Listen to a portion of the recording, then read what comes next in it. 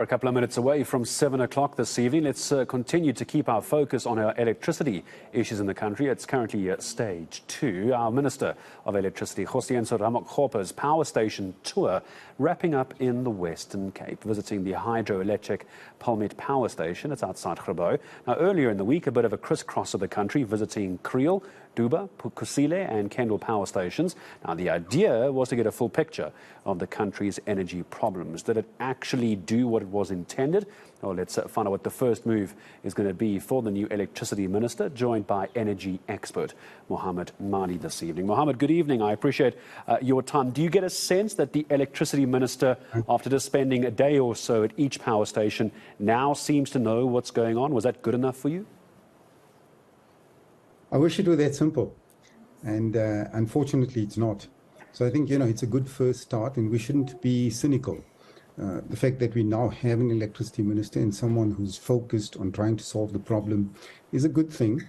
Not necessarily the best structural decision to be made, but better than nothing. And so as long as that minister is empowered to do what is necessary and gets all the necessary inputs, I think it's a very good thing.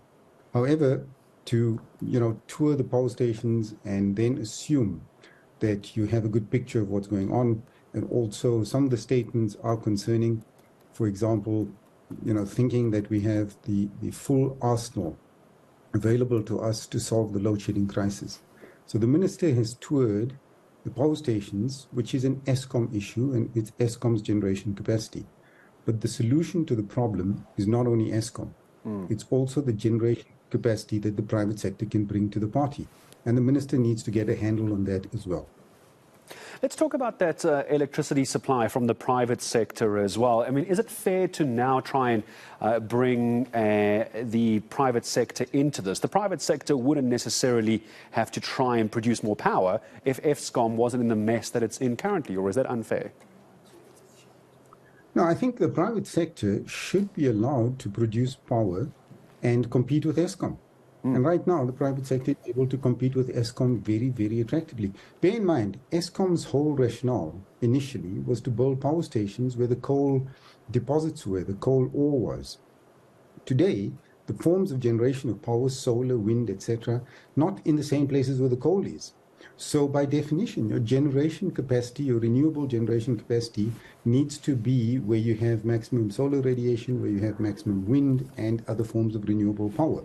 It's very different to where the coal-fired power stations are now. So we have to evolve that aspect of our generation capability as a country. And the private sector is certainly helping in doing that. And to their credit, government has allowed the private sector to do this. The legislation has been enabled. We actually have some of the best legislation in the world right now when it comes to providing private sector power. The holdup is in the Eskom processes, not just Eskom generation, but in the Eskom processes that allow this private power to come on stream quickly. When we talk about how bad things could now get, we had a sense that the timing was a little off, Mohammed, wasn't it? Over last weekend's long weekend in the build-up to Human Rights Day, suddenly there was no load shedding for the first time this year. The electricity minister was about to begin this tour of the various power stations just a short while after Andre de Ruyter was no longer the CEO. Was this just a convenient timing of some of these events, or do you think the minister has actually made a difference since he's come in, or is the timing just convenient?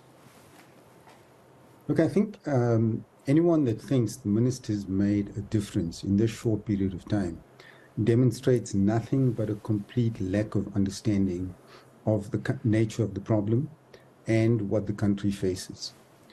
You cannot, by undertaking some fundamental structural action and reforms, make a difference to the problem. The problem is very deep-rooted. The problem goes back many years, and it's built up over a period of time. So, no one, no matter who it is, coming in for a few weeks, a couple of months, is able to make any kind of dent in this problem. And we need to move away from this, hero approach where if we get the right person, he's going to come in and make all the difference. It doesn't work like that. We need to fix the structural issues, the structural problems. Just very briefly, final question to you. Do you think we'll go into stage 6 and higher possibly this winter, or do you think we could be on top of it now? Nothing gives me confidence that the underlying root cause of the problems at the power stations are being addressed in an adequate manner.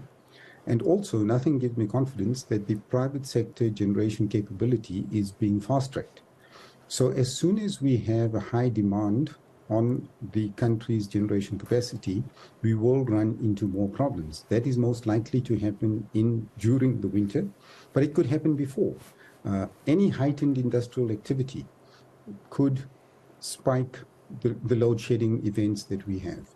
Well, I appreciate your time, as always, making time for us this evening on a Saturday. Mohammed, thank you indeed. Expert of energy, Mohammed Madhi, joining us here on eNCA. So, just a couple of weeks into the job, not necessarily because the electricity minister has gone around the country is it going to make much of a difference to generating capacity, but it seems, though, at least he has a slightly better idea as to what's happening on the ground. We're a couple of minutes